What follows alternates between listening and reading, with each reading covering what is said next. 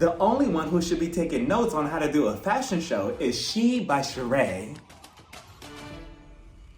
Hey everybody, welcome to my channel. I'm Rafael and I'm here to review episode 3 of The Real Housewives Who Throw a Better Fashion Show Than She by Sheree of Dubai. We start the episode off with Lisa, her stylist, and Ayan at this open space where they're gonna have a modeling callback for Lisa's maternity line, Nina Rowe. I cannot pronounce that word smoothly. So Lisa, she shows up with a bunch of fake pregnant stomachs wrapped around her arm. They look like purses almost, and they're for the model so they could wear them around their stomach if they're not pregnant to show off the maternity clothes, right? So she shows up and she's telling Ayan, look Ayan, I have a bunch of fake pregnant stomachs that you could wear. You know that I like to get you pregnant every other year. And I'm like, now wait a minute. What in the Nick Cannon is going on here?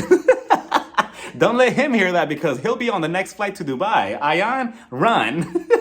Lisa goes on to explain that she wants to break away from just doing maternity clothing to now going into ready-to-wear outfits. Why? Because the clients that shop at Nina Rowe, they don't typically get pregnant every other week. They get pregnant every other year or every other 2 years. And honestly, I never really thought of it like that for maternity line businesses. What does happen when business slows down and there's a time period where there's not a lot of women getting pregnant? I guess it all depends on location as well, because if you're gonna do this type of business, it has to be somewhere where there's a lot of people. You can't just do it just in any random city where there's like a population of just 2 people and you're just waiting for somebody to get pregnant. Like, it just won't work. She also lets us know why she's looking for models for her fashion show that she wants to have for her ready-to-wear outfits. And as soon as she said fashion show, I thought of Sheree from Atlanta. And we all remember Sheree's She by She Never Happened fashion show that happened at the very start of Atlanta and how that played out and how that was a giant shit show. And I'm like, Lisa, please give us anything because the bar is already set very, very, very low because of Sheree. So we could only move up from here.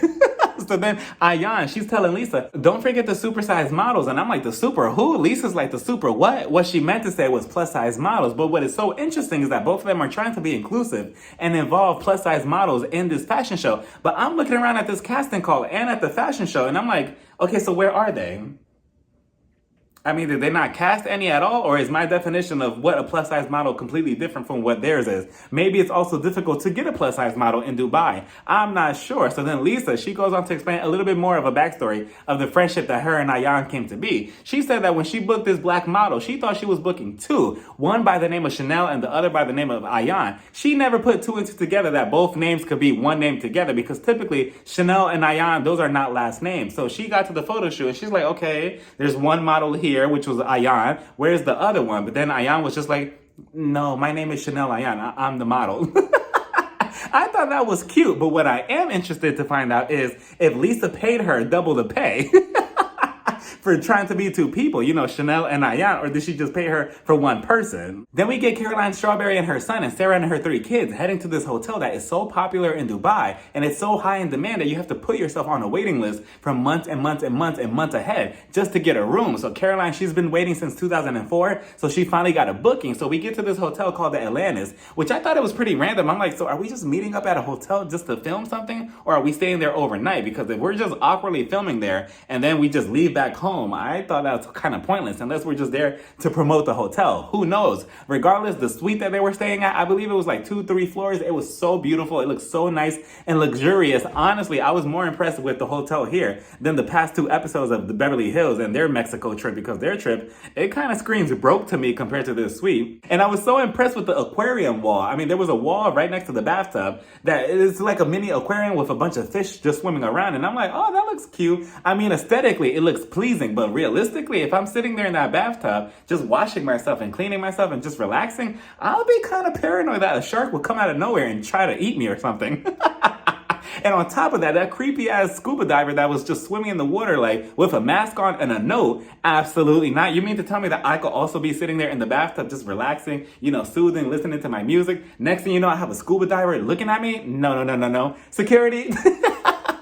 But regardless, the whole entire place looked really, really nice. There was a bunch of food just laid out all over the place. Sarah and Caroline, they sit down to talk. They talk about their friendship and how they came to be. Sarah's just like, yeah, people assume that I wouldn't get along with you, you know, just because of who you are. Caroline goes on to say, yeah, I mean, people think that, you know, I don't get along with people because they think that I'm better than them. And I mean, I could see that perspective as well, because Caroline does give me that vibe that, what do you mean you have $10,000 in your savings account? That's it? Ugh, get away from me. She gives me that vibe, but I mean, I don't know if she's really like that because, I mean, realistically, she hasn't really given much of anything these past 3 episodes. Sarah, I can see her being friends with anybody and everybody because she just gives me that vibe that she's just a cool person. Or then again, from the last episode, I can also see her kissing Caroline's ass and trying to get some type of approval from her because she probably thinks that she's cool or something. But I don't think that's the case. Then we're introduced to Jasmine, aka Caroline's other daughter. She's 15. Caroline's just like, so what do you think about having another sibling? What if I get pregnant from Sergio and have another child? You know, maybe you could have a sibling. Jasmine was just like, absolutely not. No, mom. No, you will not do that. No, we are not doing that. You could barely take care of any of the children now. I mean, what do you even do? You're an influencer? You're pathetic. You're a sorry excuse for a mom. And Sergio, he's a man child. He's a little boy. Like, get yourself another man. And I'm like, relax, Jasmine. Caroline is trying to explain to her that she froze her eggs just in case she wants to get pregnant by Sergio in the future. So she's also telling her, maybe Sergio could get another woman pregnant. Who knows? Right? What do you think? Isn't that such a silly idea? She was just joking around, but Jasmine, she was just not playing. She told Caroline, yeah, mom, yeah, maybe Sergio could do that. Maybe he could get another woman and get her pregnant. Maybe he could have a whole another family somewhere else. And I'm like, damn, Jasmine, relax. So upset. Oof, you're so angry. You know, again, Gia Giudice, she walked so she could run. We see Lisa and Ayan walk into this restaurant and both of them are dressed really nicely. Ayan, she has on this beautiful gown on, but she's balancing this pot on top of her head. And I'm like, what the hell is she doing? They get to the restaurant at the table and Lisa, I know it's only episode 3, but come over here. Come over here. We need to have a discussion already. I know it's only episode 3, but let's talk. Get closer. Come on. So Lisa, before you walk out the house, make sure that whatever you're looking at in the mirror, I know you're beautiful. You're a stunning woman, right? But make sure whatever you're looking at in the mirror also reflects what we're also looking at as an audience member. Because I'm looking at her earrings and they were so distracting because they're supposed to spell out Chanel, right? So on one side it's supposed to be CHA and then on the other side it's supposed to be NEL. But when we're looking at her from our perspective, it says Nell and then Sha. So it's like Nichelle. Ayan opens up the pot and there's a bunch of lemonades inside and she says, well, since we're meeting up with Caroline Brooks and she's been bitter all of a sudden, why not give her something to relate to? A bunch of lemons that are also bitter. And I'm like, Ayan, you're trying it with this stunt. So then Caroline Brooks, she walks in looking like Cyclops with her big ass glasses and she's looking at the pot and she's like, what is this? And you could just tell that Caroline Brooks, she was just over Ayan's antics already. Like, what are you doing now, girl? So she opens it up and she's like, lemons? What is this? Ayan, she doubles back on her first definition of this pot meaning, right? Because now all of a sudden she tells Brooke, oh, you know, this is just for us to, you know, kind of cool over our issues and make something sweet out of our moment, out of our ugly situation. And I'm like, no. That's not what you said a second ago about Caroline Brooks. You just called her bitter. And that's why you said you brought the lemons. Now all of a sudden your story changed.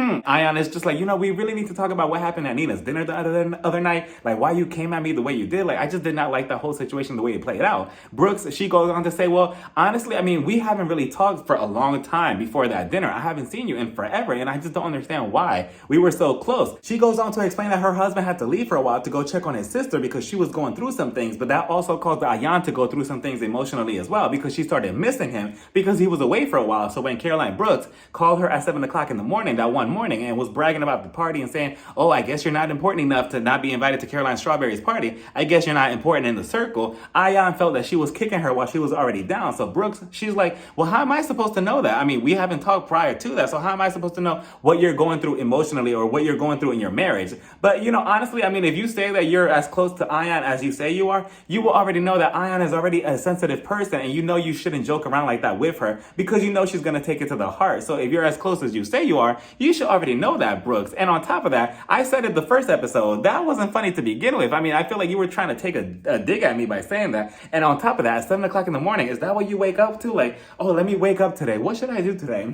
Let me go hurt my friend's feelings and let me go be shady to my friend at 7 o'clock in the morning. I could understand maybe 3 o'clock in the afternoon.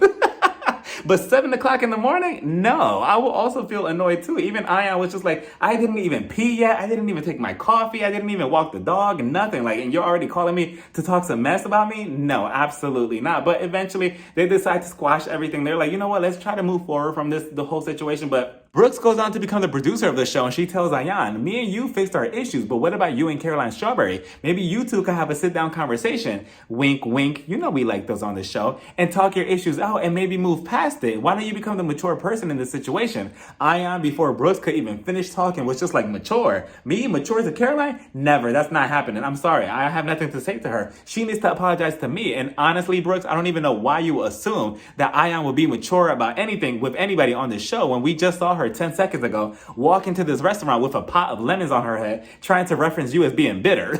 So obviously that was never going to be a choice. Lisa jumps in trying to defend Ayan, saying Ayan doesn't need to bow down to Caroline. Caroline needs to apologize to her and talk things out with her if she wants any type of relationship between them. Brooks, she sees the dynamic going on and she's like, And we obviously see that Caroline Brooks, her loyalty lies more on Caroline Strawberry instead of Ayan and Lisa, because in her confessional, these women love talking shit in their confessional. She's just like, yeah, Lisa and Ayan, they're both like Dumb and Dumber.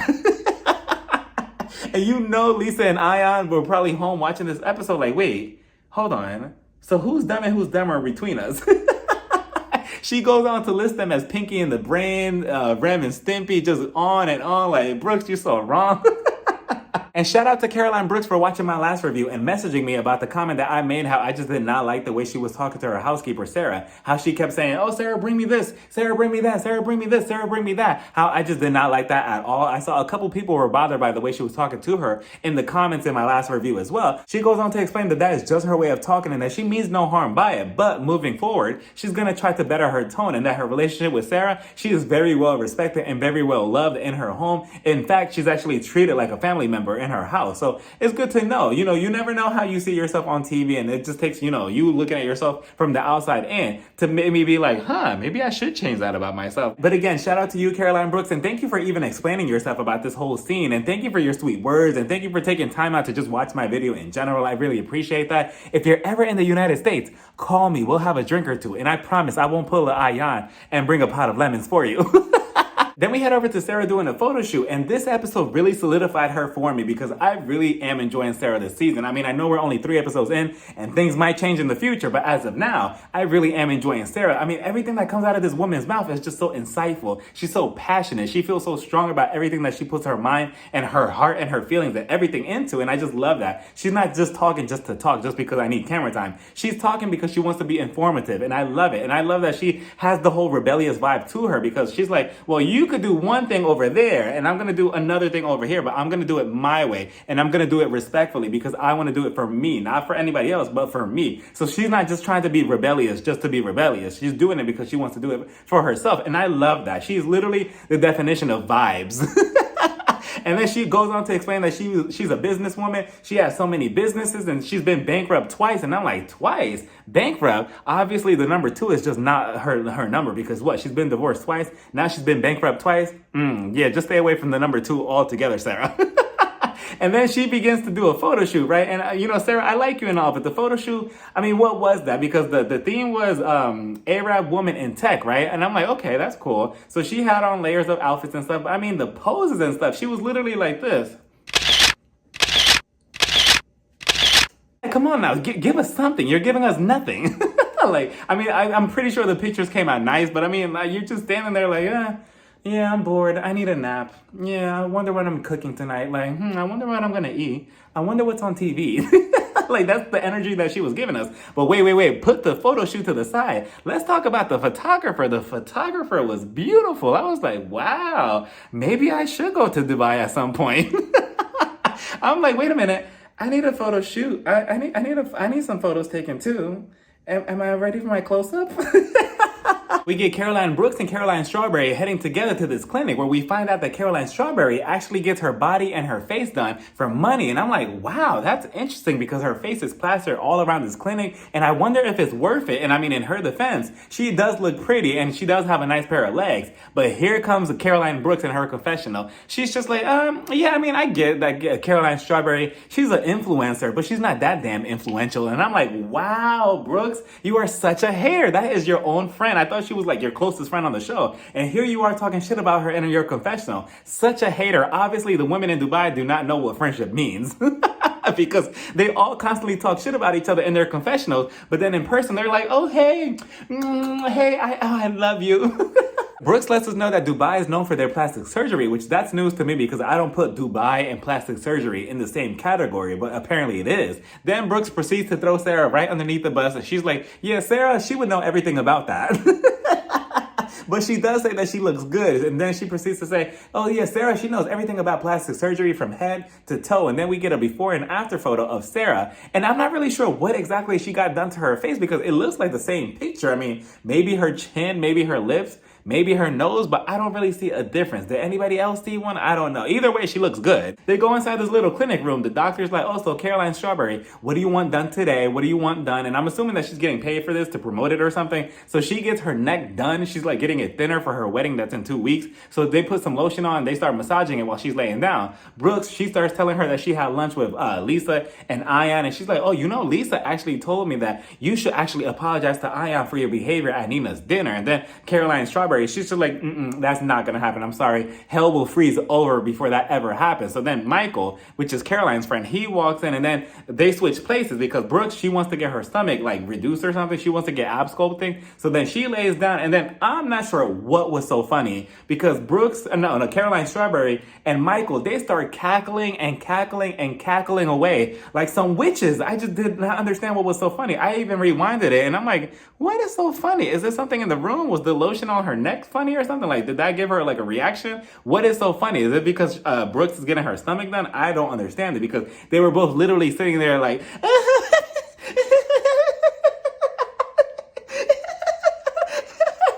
Oh my God, stop. You're so hilarious. Stop. And I'm just looking at her like, Caroline Strawberry, what is so funny? Michael, who are you? Like, what was so funny in this moment? We finally get to Lisa's fashion show for her brand, Nina Row, and all the women are arriving one by one. They're all there together in front row. Everything is set up nicely. All the lighting is good. Lisa is telling us that this is one of the biggest maternity events in Dubai, and everybody's gonna be there, so this is a lot of pressure. We see Ayan. She's also kind of like co-producing the entire fashion show along with Lisa, and I just love that Ayan, you could just tell that her and Lisa, they really love each other as friends. Like, they are best friends, and you could tell that she really cares and she wants the best for Lisa because she was working her ass off the entire night to make sure that this entire event went smoothly for Lisa. Lisa, she also tells Aya, oh, well, everybody's gonna be here except your best friend, Caroline Strawberry. And Caroline Strawberry, I mean, come on now. It's the 3rd episode and we haven't seen anything of you. We've seen everything from all the other women. We get to know who they are, but you're just standing there like, what? We're supposed to know who you are from Ladies of London or something? Like, no, I don't understand it. We're already, 3 episodes in and I just don't understand the hype that Caroline had prior to the show airing. I just don't understand it. I mean, she's just there. Besides her husband, what else does she have? Her puppies? No, I don't see her making it onto the show next season if she's just not she's not engaging, she's disengaging. And obviously we saw how that didn't work out for Meredith in Salt Lake City, and she had to engage if she wanted to stay on the show. So I don't understand what she's doing. If anything, she should have arrived to the event late and, caused something like that. But no, I understand what Caroline Strawberry is saying. Like, oh, if I have issues with the person that, is in charge of this fashion show or whatever, of course I'm not going to show up to cause drama. Like, I'm not doing that to myself. I understand that in the real world, yes, that's the way it will play out. But this is the Housewives. You have to play along with the game, Caroline. Or you get off the show and give your gold coins to somebody else. Give them to your daughter or something. I mean, she brings more than you do so far, and this is her first appearance. So, Caroline Strawberry, I'm not saying it for you. You're kind of there, but everybody else is like on a different playing field and you're just kind of being left behind. So I don't know. You need to do something quickly, but maybe next week. So then the fashion show, it proceeds, it starts off and everything is good. I love seeing all the fashions, the clothes, they all look nice. And I must say, I did see one plus size model. So I do take back what I said earlier, but I love the entire event. Everything went smoothly. And I love how Lisa Milan, she told one of the models, oh, take those shoes off, take your shoes off, here, take mine. Like, you could tell that she was just so hungry for her event to go well. Like, she did not care. She like, you know what, you here, you could take my shoes off. And she was not afraid to get down and dirty. And also, I did love her look though. That ponytail, she did all of this running around all over the place while also looking 10 out of 10 the entire night. And then Nina, Did we not learn from last week with Brooks and her housemaid and housekeeper how Nina was just so entitled? She was just like, where's some french fries? I want some french fries. I want french fries. Where's some french fries? I'm demanding some french fries. And I'm like, that is just not cute. Maybe, I don't know. Maybe that's just the Dubai thing. I'm not sure. But that entitlement is just not cute. We didn't see it. It was not cute when Brooks did it last week. It's not cute when you do it this time. It won't be cute if Lisa or Ion do it next week or the following week either. That's just not cute behavior for her to be demanding french fries. Like, stop acting like a child. Like, relax. You're going to get your little french fries in a couple of minutes. Relax. So then the event, it continues on. Everything went well, right? Everything went fine. And then we have Rich, Lisa's husband. He did a little, speech and everything. And I honestly did not notice him like that these past 2 episodes. But I think he's pretty handsome. I'm like, wow, Rich. And on top of that, you're rich. It's a good combination of everything. But then the event went well. Lisa, she comes out. She does her little toast to everybody. She thanks everybody. Everything went so smoothly. And then we went to the after party. And then this is what got me, because one of the event persons, they were asking Lisa, oh, so when are your clothes going to be available? And then what did Lisa say? I was triggered because she was just like, I think March, maybe spring, summer. And I'm like, wait, what? All right, Lisa Sheree. She said spring or summer. And I'm like, please, no, like change it. Like make it fall, December, something else, not spring, summer. It just never works out in anybody's favor like that, Lisa. But okay. They all head to the back to toast to Lisa's event. Nina, she finally gets her french fries, but then she's still demanding. She's just like, can I please get some ketchup? I want some ketchup with my french fries. And I'm like, Nina, she really must have thought that was going to come off as, oh, look at me, I'm being quirky and I'm being cute on camera. But no, it's coming off really demanding and entitled, and you really need to stop. So then Brooks, she's just like, it's such a shame that Caroline Strawberry, she couldn't be here. It's such a shame. And then Nina, I believe she jumps in and she's like, yeah, but I mean, maybe it's just her wedding that's really getting to her. Maybe she's feeling overwhelmed. Then we cut over to her at her house, Caroline Strawberry. She's popping champagne with stereo. So obviously, no, nothing's getting to her where she's so stressed. She's actually been really calm this entire season so far. So I mean, what excuse does she have besides her not wanting to film? I just don't understand what she's doing. Like, this is not what you do on the Housewives. Caroline, like, what are you doing? But all right, regardless, Lisa's unbothered by it. She just does that little ponytail thing. She's just like, it was just so cute. It was a little GIF moment. She's just like, it's whatever. It's fine. Everything went smoothly. The fashion show went fine without Caroline Strawberry. And that was that, everybody. What did everybody think about this episode? And what do you think about Caroline not going to the event? I mean, she's this engaging. What is she doing? Does she want her gold coins taken away from her from next season? Like, what are you doing? And what did everybody think about the fashion show? I thought it was cute. I thought it was a really nice Housewives event. I love that Ion and Lisa were just, again, doing everything to manage for everything to go well. Let me know what y'all thought about this whole entire episode down in the comments. Bye, everybody. Mwah.